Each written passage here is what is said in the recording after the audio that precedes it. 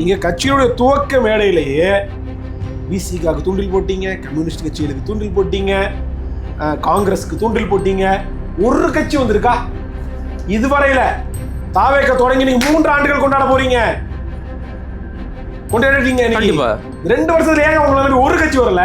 ஏன்னா நீங்க டுபாக்கூர் மார்க்கெட்ல போனி ஆகாத ஓட்ட தக்காளி தாவேக்கா.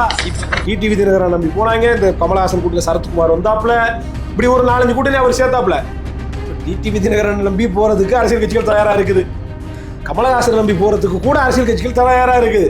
ஆனா விஜய் நம்பி ஒரு கட்சி இது வரைக்கும் வரல, அப்படி கூட வரல.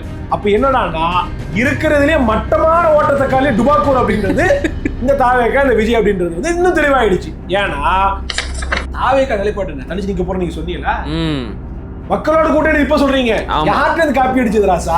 எங்க கிட்ட இருக்கு மக்களுடன் கூட்டணின்றத நான் வந்து சீமான் சொன்னது. இன்னைக்கு மேடைக்கு வரும்போது பாத்தீங்களா, அண்ணன் மாதிரியே கைய உயர்த்திட்டு வர்றாரு பண்றது, மக்களோட கூட்டணின்னு சொல்றது. என்னடா அண்ணன் சொல்லுவார்ல, நம்ம எச்சில இருந்தா பல பேர் கட்சி நடத்துறாங்க அப்படின்னு, நம்ம அது விஜய் வரைக்கும் நடக்குது. இத கொஞ்சம் நக்கி கட்சி நடத்திட்டு இருக்கேன். நெற்றிக்கண் திறப்பினும் குற்றம் குற்றமே. நெற்றிக்கண் வலையொலி உறவுகளுக்கு வணக்கம்.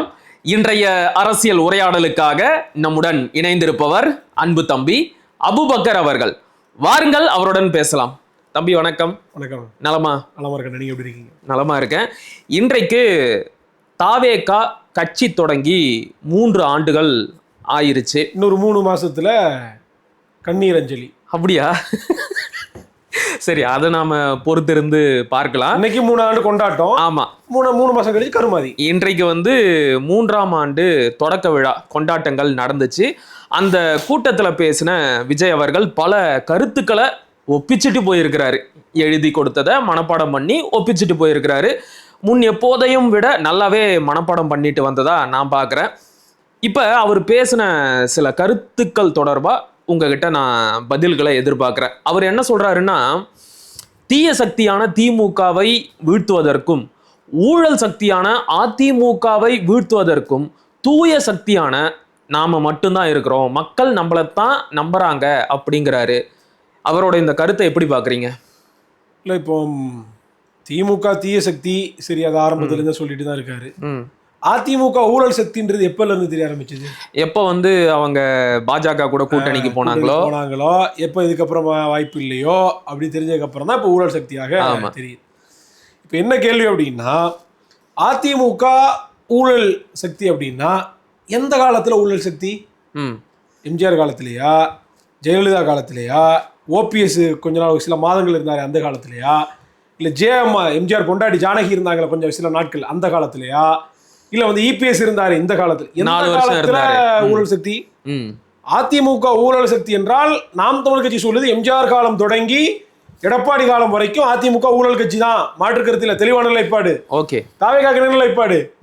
எம்ஜிஆர் ஒரு பக்கம் நீங்க வந்து கொள்கை தலைவர் ரேஞ்சுக்கு கொண்டு போயிட்டீங்க, அது 5 பேர் போக இப்போ ஒரு 3 பேர் 4 பேர் கருணாநிதி வரைக்கும் எக்ஸ்டெண்ட் ஆயிட்டு. ஆமா, ஆஸ் பர் NDTV ரிப்போர்ட் ராகுல் கன்வால் சொன்னதுபடி இவருடைய ரோல் மாடல் அப்படின்றதுல ஜெயலலிதா, கருணாநிதி, எம்ஜிஆர் எல்லாம் வந்துட்டாங்க.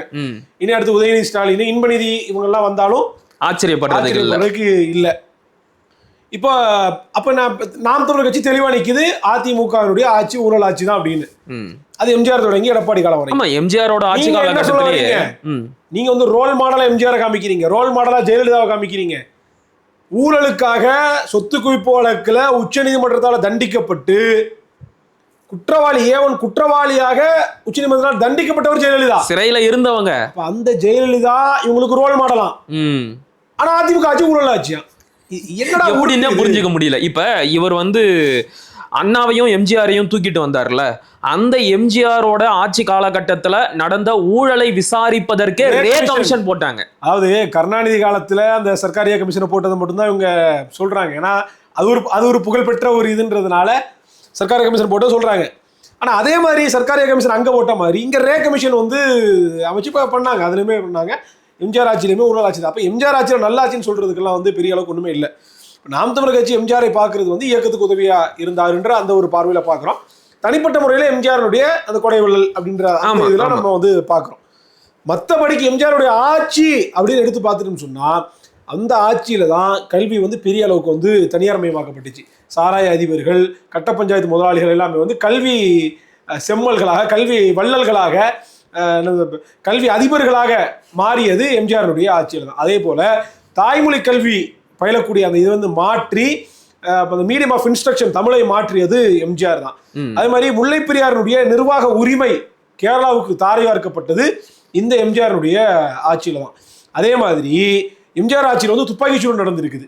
அதே மாதிரி எம்ஜிஆர் ஆட்சியில தான் சாராயம் வந்து அரசு விற்பனையகம், இந்த டாஸ்மாக் இருக்குதுல்ல, இது வந்து உருவாக்கப்பட்டு ஒரு மாநில அரசு சாராயம் இருக்கலாம் அப்படின்ற நிலைமை உருவாக்கப்பட்டது இந்த எம்ஜிஆருடைய ஆட்சியில். அது போக முதலாவதாக ஓமந்தூரார் ஆட்சியிலிருந்து அண்ணாதுரை ஆட்சி வரைக்கும் இருந்த மதுவிலக்கை ரத்து செய்தது கருணாநிதி, மதுக்கடை திறந்தவர் கருணாநிதி. ஆனால் கொஞ்சம் நல்லா மூடிடுறாப்புல.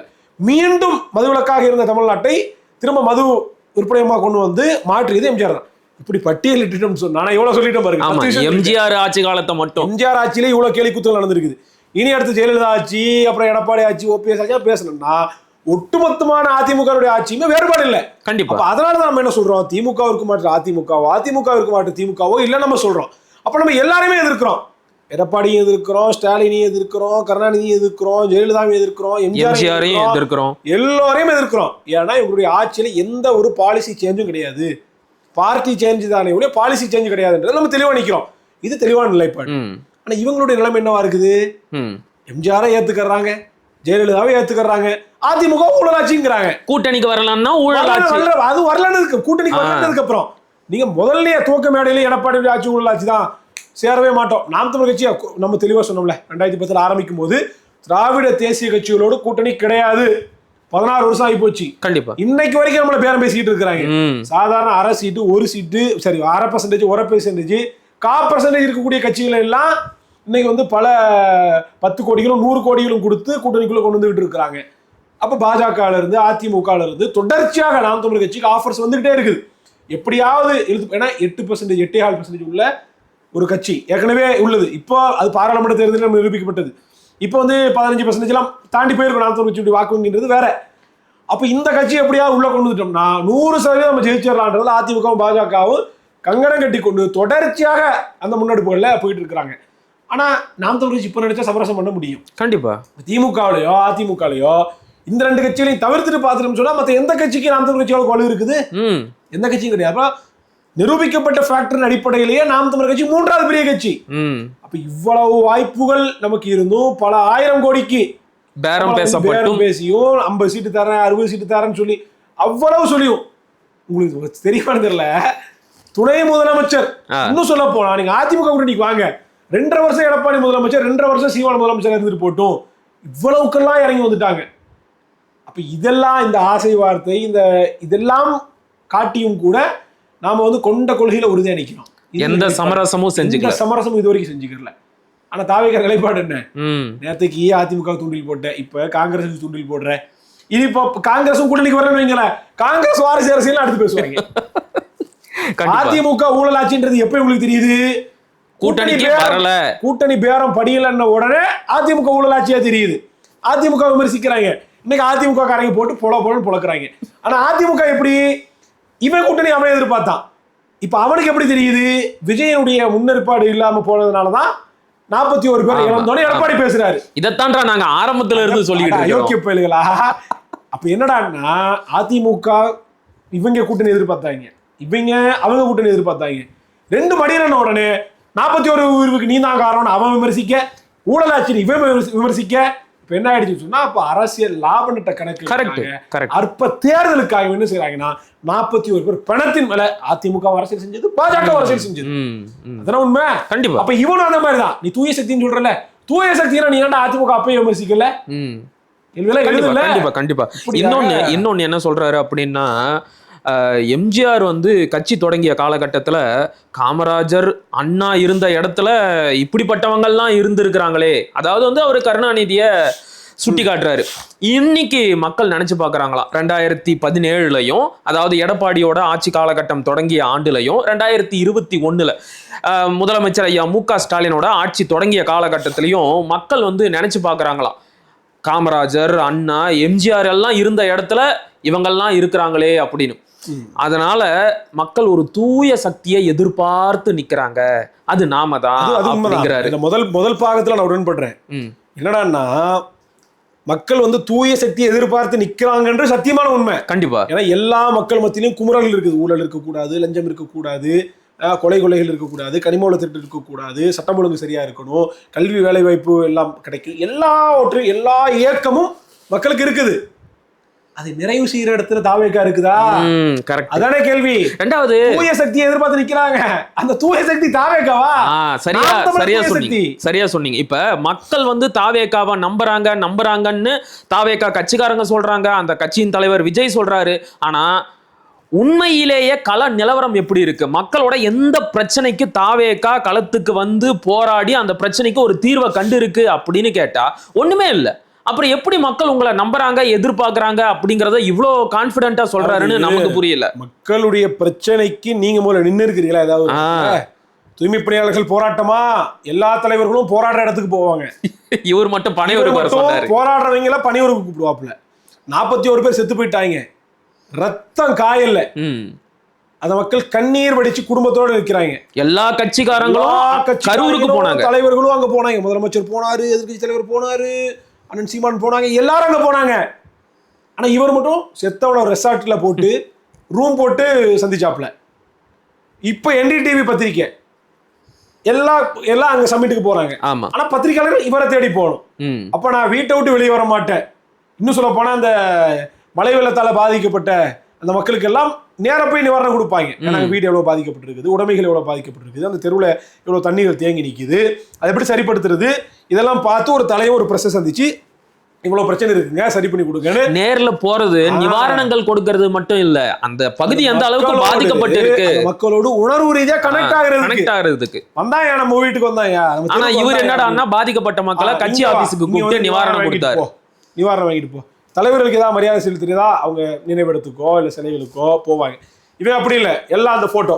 ஐயோ, அதுவும் வேற சொல்றாங்க. சப்ஜெக்ட் கரெக்ஷன் அவங்க தான் தெளிவுபடுத்தணும். ஏன்னு சொல்றாங்க, உண்மைன்னு சொல்றாங்க. சரி, உண்மையில வச்சுப்போமே. அது அந்த படம், அந்த 3x2 ஃப்ரேம் வச்சுக்கிட்டு அவர் மாலை 11:30 மணிக்கு 12 மணி அதுக்கு ஒரு நேர காலம் இருக்கு நினைக்கிறேன். உனக்கு ஜோசியர் உனக்கு யாரோ ஒரு குறிச்சு கொடுக்குறாங்க. நம்ம ஒரு ஆமா இந்த கலர் சட்டை போடணும், இந்த தேதியில நிகழ்ச்சி நடத்தணும், அப்படி ஒண்ணு. அப்ப மக்களுக்காக நிக்காத நீங்க உங்களை நம்பி எப்படி மக்கள் வருவாங்க? சரி, நான் கேட்கிறேன், சரி மக்கள் உங்க பின்னாடி வர்றதெல்லாம் அடுத்து இருக்கட்டும். இன்னைக்கு தாவேக்கால கள நிலவரம் என்னவா இருக்குது? 2026 தேர்தலுக்கு முன்பாக தேர்தல் ரிசல்ட் எல்லாம் வரட்டும். அதுக்கப்புறம் தாவேக்கா என்ன பொசிஷன்ல இருக்குன்றதெல்லாம் பார்க்க தான் போறோம். இன்னும் 2 மாசம் தானே, தெரியதானே போகுது. இன்னைக்கு உள்ளது பேசுவோம். இன்னைக்கு என்ன, இன்னைக்கு நல்லா ஃபியூச்சர் அப்புறம் பேசுவோம். எதிர்காலம் நம்ம கையில இல்ல, நம்ம அதை பத்தி அப்புறம் பேசுவோம். யாராலையும் தீர்மானிக்க முடியாது. இன்னைக்கு ஃபேக்ட் என்ன? இது வரைக்கும் தாவேக்காவை நம்பி ஒரு அரசியல் கட்சி வந்திருக்கா? முஸ்தபா லெட்டர் பேட் மட்டும் தான் வந்திருக்காரு தவிர மூச்சு முட்டாம தம் கட்டி அடி வயத்துல இழுத்து பேசுவாப்ல. அவங்க கட்சிக்காரங்க கூட யாரும் பேசுவாப்ல. அவரை தவிர்த்துட்டு யாரு வந்திருக்கா? நீங்க கட்சியுடைய துவக்க மேடையிலேயே விசிகாக்கு தூண்டில் போட்டீங்க, கம்யூனிஸ்ட் கட்சிகளுக்கு தூண்டில் போட்டீங்க, காங்கிரஸ்க்கு தூண்டில் போட்டீங்க. ஒரு கட்சி வந்திருக்கா இதுவரையில? தாவேக்க தொடங்கி நீங்க 3 ஆண்டுகள் கொண்டாட போறீங்க, கொண்டாடிட்டீங்க. 2 வருஷத்துல ஏங்க உங்களை ஒரு கட்சி வரல? ஏன்னா நீங்க டுபாக்கூர் மார்க்கெட்ல போனி ஆகாத ஓட்ட தக்காளி தாவேக்கா. இப்ப இவரை நம்பி எல்லா அரசியல் கட்சிகளுக்கும் தெரிஞ்சு. நிச்சயமா இப்ப இவர் கூட கூட்டணிக்கு வந்தா அதிகமான சீட்டுகள் கிடைக்கும், நிச்சயமா கொஞ்சம் வாக்குகளும் கிடைக்கும். ஆனா இவர் கொடுத்த சீட்டெல்லாம் MLA பதவியா கன்வர்ஷன் ஆகுமா என்பதற்கு எந்த ஒரு உறுதியும் கிடையாது. எல்லாம் கூட அடுத்து அதெல்லாம் அப்படி கூட ஒரு மக்கள் நல கூட்டணி ஒரு அமைஞ்சது. இதுல ஆமா, விஜயகாந்த் தலைமையில் திருமாவளவன் வந்தாரு, 2 கம்யூனிஸ்டுகள் வந்தாங்க, வைகோ வந்தாரு. விஜயகாந்த் கூட நம்ம விட்டுறலாம், ஏன்னா அவர் முதல்ல தனியா நின்னு 10% ஓட்டு வாங்கினாரு, அதனால அவரை நம்பி வந்தாங்க. கூட்டணி கட்சிக்குள்ள போய் எதிர்கட்சி தலைவராக இருந்தாரு. அதுக்கப்புறம் அங்கிருந்து வெளியே வந்தாரு. அதுக்கப்புறம் தான் ஒரு தலைமையை ஏத்துக்கிட்டாங்க. அப்ப விஜயகாந்துக்கு கூட இப்படி ஒரு ட்ராக் ரெக்கார்ட். 2019 அரசியலுக்கு வந்து வெறும் 3 விழுக்காடு வாக்குகளை வாங்கிய கமலஹாசன் நம்பி கூட ஒரு பாரிவேந்தர், அப்புறம் வந்து ஒரு அந்த இவர் டிடிவி தினகரன், சரத்குமார் இல்லையே இல்ல அவர் தனியா கூட்டணி கூட்டணி நம்பி கூட STP தேமுதிக போச்சு. அவரே பெரிய கோமாளி, அவரை நம்பி கூட போச்சு. அப்ப டிடிவி தினகரன் நம்பி போனாங்க. இந்த கமலஹாசன் கூட்டணி சரத்குமார் வந்தாப்ல, இப்படி ஒரு 4-5 கூட்டணி அவர் சேர்த்தாப்ல. அப்ப டிடிவி தினகரன் நம்பி போறதுக்கு அரசியல் கட்சிகள் தயாரா இருக்குது, கமலஹாசன் நம்பி போறதுக்கு கூட அரசியல் கட்சிகள் தயாரா இருக்குது. ஆனா விஜய் நம்பி ஒரு கட்சி இது வரைக்கும் வரல, அப்படி ஒருத்தர் கூட வரல. அப்ப என்னடான்னா இருக்கிறதுலயே மட்டமான ஓட்டத்தக்காளி டுபாக்கூர் அப்படின்றது இந்த தாவேக்கா இந்த விஜய் அப்படின்றது வந்து இன்னும் தெளிவாயிடுச்சு. ஏன்னா கமலஹாசன் கூட ரோட்டுக்கு போனாரு, மக்களுக்கு கிராம சபை கூட்டம்னு போனாப்புல, ஏதாவது பிரச்சனை எடுத்து பேசினாப்புல, எதையோ ஒன்று உருட்டிட்டு இருந்தாப்புல. ஆமா, தினகரனும் அப்படிதான் சென்ட்ரிசம்னு ஏதோ ஒரு கொள்கையை சொன்னாப்புல. தினகரனும் ஏதாவது ஒரு ஆர்ப்பாட்டம் பண்ணுவாப்புல, ஏதாவது ஒன்று பண்ணுவாப்புல, ஏதாவது சமூக ரீதியான வாக்காச்சும் அவருக்கு இருந்துச்சு, நம்பிக்கை கொடுக்குற அளவுக்கு ஏதாவது ஒன்று செஞ்சாப்புல. ஆனா இவர் ஒண்ணுமே இல்லையே. அப்ப என்ன இன்னைக்கு நிலவரம் படி விஜய் 0. நாம் தமிழர் கட்சிக்கும் விஜய்க்குமான வேறுபாடு என்ன? நாம் தமிழர் கட்சி தனித்து நிற்கிறது, தாவேகா தனித்து விடப்பட்டிருக்கிறது. அதுதான் வேறுபாடு. கடைசியில இவருடைய ஒண்ணு சொல்லிடுறேன். இப்போ நம்ம கிட்ட விஜய் பத்தி அண்ணன் சீமான் அவர்கிட்ட கேட்கும்போது கூட என்ன சொன்னாங்க, அண்ணன் சீமான் கூட்டணி உங்களுக்குள்ள விடுமான்னு சொன்னப்ப, அரசியல நான் சீனியர், கூட்டணி குறித்து அவர் தான் முடிவு எடுக்கும், கண்டிப்பா ஏன் தலைமை ஏத்துட்டு வர்றாருன்னா நாங்க பரிசீலிப்போன்ற மாதிரி அண்ணன் சொல்லிட்டாங்க. இப்போ நம்ம வந்து அப்ப நம்ம தெளிவா நிக்கிறோம், நம்மளை நம்பி வர்றாங்கன்னா நம்ம ஏத்துக்கலாம், அதை பத்தி பரிசீலிக்கலாம், மற்றபடிக்கு நாங்க தனிச்சு தான் நிக்க போறோன்றதை நம்ம தெளிவா 1 வருஷம் முன்னாடியே சொல்லியாச்சு. வேட்பாளர்கள்லாம் அப்பயே அறிவிச்சு நம்ம போயிட்டு இப்ப எல்லா வேட்பாளர்லாம் அறிவிச்சிட்டோம். தாவேக்கா நிலைப்பாடு என்ன, தனிச்சு நிக்க போறோம் நீங்க சொன்னீங்களா? மக்களோட கூட்டணி இப்ப சொல்றீங்க, யார்கிட்ட காப்பி அடிச்சது ராசா? எங்க கிட்ட இருந்து மக்களுடன் கூட்டணின்றத நான் வந்து சீமான் சொன்னது. இன்னைக்கு மேடைக்கு வரும்போது பாத்தீங்களா, அண்ணன் மாதிரியே கைய உயர்த்திட்டு வர்றாரு. மாதிரி பண்றது, மக்களோட கூட்டணின்னு சொல்றது. என்னடா அண்ணன் சொல்லுவார்ல, நம்ம எச்சில இருந்தா பல பேர் கட்சி நடத்துறாங்க அப்படின்னு, நம்ம அது விஜய் வரைக்கும் நடக்குது. இதை கொஞ்சம் நக்கி கட்சி நடத்திட்டு இருக்கேன். இப்ப இவருடைய நிலைமை கடைசியில எப்படி ஆயிருச்சு அப்படின்னா, எல்லா கட்சிகள் கிட்டையும் கூட்டணி எதிர்பார்த்தாரு, யாரும் இவர் கூட கூட்டணிக்கு வரா மாதிரி இல்ல. ஸோ கடைசியில இவர் வந்து இலவு காத்த கிளியா மாறிட்டாரு. இப்ப நீங்க பேசும்போது ஒரு விஷயத்த குறிப்பிட்டு சொன்னீங்க, விஜய்க்கு என்ன மக்கள் ஆதரவு இருக்கு அப்படின்னு. ஆனா அவர் வந்து என்ன சொல்றாருன்னா, இன்னைக்கு தாவேக்காவோட விசில் சின்னம் போய் சேராத கிராமமே கிடையாது. தூக்கத்துல இருந்து ஒருத்தனை எழுப்பி கேட்டா கூட, சிஎம்ஐயே எழுப்பி கேட்டா கூட அவர் கூட விசில் சின்னத்துல தான் ஓட்டு போடுவேன்னு சொல்றாரு. அந்த அளவிற்கு நம்முடைய சின்னம் ஒவ்வொரு கிராமத்திலையும் போய் பரவி இருக்கு. என்னைய வந்து வீட்டை விட்டு வாங்கன்னு சொல்றீங்க, நான் வருவேன், வாக்கு செலுத்துற அன்னைக்கு பாருங்க ஒவ்வொரு வீட்டுல இருக்கிற விஜயும் வெளியே வருவாங்க அப்படிங்கிறாரு. சோ ரொம்ப கான்பிடென்டா தான் இருக்காரு. ஆக மொத்தத்துல கடைசி வரைக்கும் இவர் வீட்டை விட்டு வெளியே வர மாட்டாரு. அதுக்குதான் இந்த சமாளிப்பெல்லாம். இதுல என்னடா, நான் செங்கோட்டையன் சொன்னதான் எனக்கு ஞாபகம் வருது. தூங்கிட்டு இருக்கிறவன்ட்ட போய் விசில ஓட்டு போயிரும், வயசானவங்க காதுல போய் ஊதிராதீங்க, நீங்க வேணா பாருங்க. இவனுக்கு அடிக்கிற அந்த விசில் பண்ணி நியூசன்ஸ் கொடுக்குறானுங்கல்ல, ஒவ்வொருத்தரும் காண்டாவி தாவேக்காக்கு ஓட்டு போடலான்ற மனதில் இருக்கிறவங்க கூட இந்த இவனுங்களை போட்டவே கூடாது. தூக்கத்தை கெடுத்து வந்தன நீயே, எங்க அம்மாக்கு நெஞ்சு வலி வர வச்ச நீயே, எங்க அப்பா தூக்கத்தை கெடுத்து வந்தன நீயே, என்னை வந்து படிக்க விடாம தொல்லை பண்ண வந்தானே நீ. ஒவ்வொருத்தரும் காண்டாவி என்ன பண்ண போறாங்கன்னா மாத்தி குத்த போறாங்க. அதான் நடக்க போகுது. கரெக்ட். இப்ப இறுதியா இதுக்கப்புறம் பேசுறதுக்கு அவருடைய பேச்சுல வேற எதுவும் இல்லை. ஆனா நான் கவனிச்ச வரைக்கும் இது கொஞ்சம் முக்கியமா படுது. என்னன்னா, இத்தனை நாட்களாக அவர் வந்து பாஜக என்ற கட்சியின் பெயரை கூட உச்சரிக்க மாட்டேங்கிறாரு. குறிப்பா கரூர் சம்பவம் நடந்த பிறகு அவர் பாஜக என்ற கட்சியின் பெயரை கூட உச்சரிக்க மறுக்கிறாரு. அவருடைய ஜனநாயகன் படத்திற்கு பாஜக தான் சென்சார் போர்டு மூலமாக இவ்வளவு தடங்கல்களை ஏற்படுத்தது என்று தெரிந்த பிறகும் கூட அவர் வந்து பாஜகவை எதிர்த்து எதுவும் பேச மாட்டேங்கிறாரு, விமர்சிக்க மாட்டேங்கிறாரு அப்படின்னு சொன்னோம், விமர்சனம் பண்ணோம். ஆனா இன்னைக்கு என்ன சொல்றாரு அப்படின்னா, பாஜக அப்படிங்கிற கட்சி பேரை வெளிப்படையா சொல்லி பாஜக தலைமையில மற்றும் பலர் கூட்டணி வச்சிருக்காங்க அப்படின்னு ஒரு மாதிரி கிண்டலா சொல்றாரு. தைரியம் வந்துருச்சோ? இவருடைய அதிகபட்ச அரசியல் விமர்சனம்ன்றது பாஜக இவ்வளவுதான். நான் என்ன கேட்கிறேன், பட்ஜெட் வந்து ஒன்றிய பட்ஜெட் போட்டிருக்கிறாங்க. கண்டிப்பா தமிழ்நாடு அந்த அளவுக்கு புறக்கணிக்கப்பட்டிருக்கு.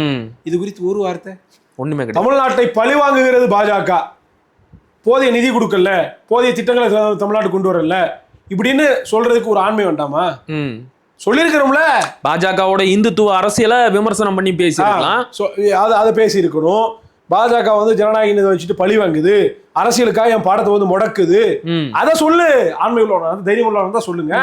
ஒருவேளை பாஜகவை எதிர்த்து பேசிட்டா கட்சியில இருக்கிற அந்த வீர விக்னேஸ்வரனும் சிடிஆர் நிர்மல்குமாரும் கோச்சிக்குவாங்கன்னு பயப்படுறாரோ? ஏன்னா இவங்க 2 பேரும் RSS.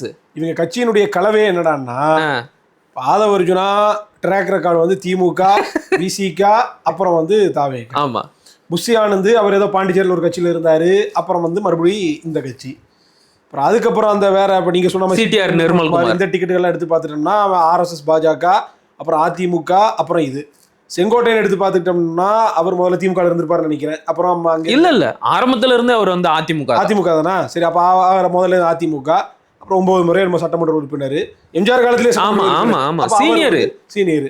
அப்புறம் அதுக்கப்புறம் இப்ப மறுபடியும் தாவேக. இப்படி எந்த கட்சியை பார்த்தாலும் இது வந்து ஒரு கலவையான ஒரு பலரசமாக இருக்குதே தவிர தாவேக்கால உழைச்சவனுக்கு அந்த கட்சியில ஏதாவது இருக்குதா அப்படின்னா ஒண்ணுமே இல்லை. குஷியானது என்ன சொன்னாரு, யார் மக்கள் இயக்கத்துல நற்பணி மன்றத்துல போஸ்டர் ஒட்டினாங்களோ, யாரு கொடி கட்டினாங்களோ, யாரு வேலை பார்த்தாங்களோ அவங்களுக்கு தான் நாங்க பொறுப்பு கொடுப்போம், மேல்மட்ட பொறுப்புன்னு.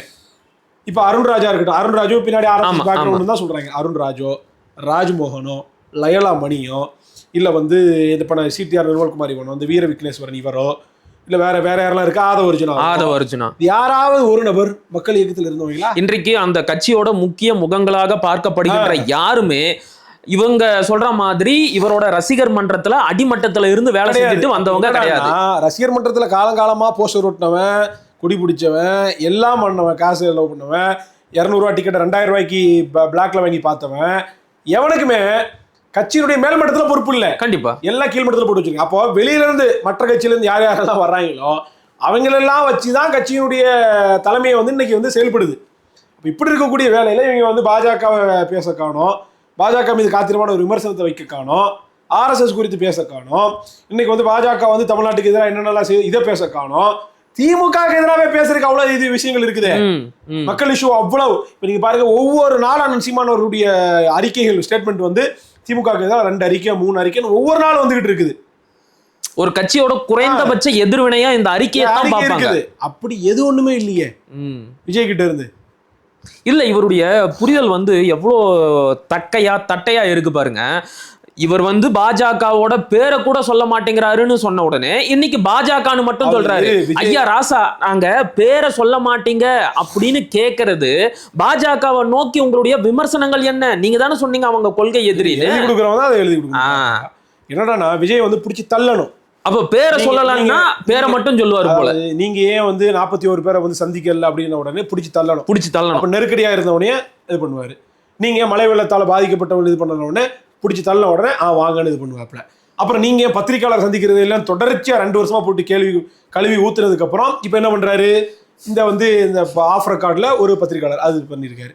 இப்ப நம்ம என்ன சொல்றோம், இன்னும் ஆஃப் ரெக்கார்டு தான் காலாவதி ஆகி போனதுயா, ஆன் கேமரால ஒரு இது கொடுன உடனே இப்ப நம்ம இன்னொரு 1 மாசம் பிடிச்சி இப்படி தள்ளி விட்டோம்னு வைங்களேன், அடுத்து ஏதாவது செட்டப் பண்ணி ஒரு 10 நிமிஷம் 15 நிமிஷத்துக்கு ஒரு நேரம் கொடுத்து வாய்ப்பு இருக்குது. அதுவுமே இப்படி ஒவ்வொன்றுக்கா பிடிச்சி தள்ளணும். அதிமுக ஏன் பேச மாட்டீங்கன்னு பிடிச்சி தள்ளி ஊழல் சக்தி பேச ஆரம்பிச்சிருக்காங்க. அப்ப என்னடான்னா நம்ம நெருக்கடி கொடுக்குறோம், மக்கள் மத்தியில எடுத்துட்டு போறோம். விஜயன்றவர் எவ்வளவு பெரிய டுபாக்கூர் அரசியல்வாதி, அப்படி எவ்வளவு சந்தர்ப்பவாதி அப்படின்றத மக்கள் மத்தியில் அம்பலப்படுத்தும் போது இவர் எக்ஸ்போஸ் ஆகிறாரு. கண்டிப்பா இவர் முகத்திரை கிளியுது. அப்ப அதுக்கு டேமேஜ் கண்ட்ரோல் பண்ற விதமாக ஒன்னா இப்படி செய்யறாரே தவிர இவரா இதெல்லாம் அடிப்படை. கண்டிப்பா மக்களை சந்திக்கிறது, ஒரு நிவாரணம் கொடுக்கறது, ஒரு தலைவருக்கு நேரில் போயிட்டு ஒரு மரியாதை செலுத்துறது, ஒரு கட்சியை வந்து ஒரு அரசியல் கட்சியை வந்து அவருடைய தவறுகளை வந்து சுற்றி காட்டுறது, விமர்சிக்கிறது, மத்திய அரசோ மாநில அரசோ அடக்குமுறைகளை நம்ம மேலே ஏவும்போது அதுக்கு எதிராக களம் காண்பது, ஒரு பேரிடர் துயர் நிகழ்ந்துச்சு அப்படின்னா அந்த களத்தை விட்டு ஓடாம இருப்பது, பத்திரிகையாளர் சந்திக்கிறதுலாம் வந்து அடிப்படை அரசியல். கண்டிப்பா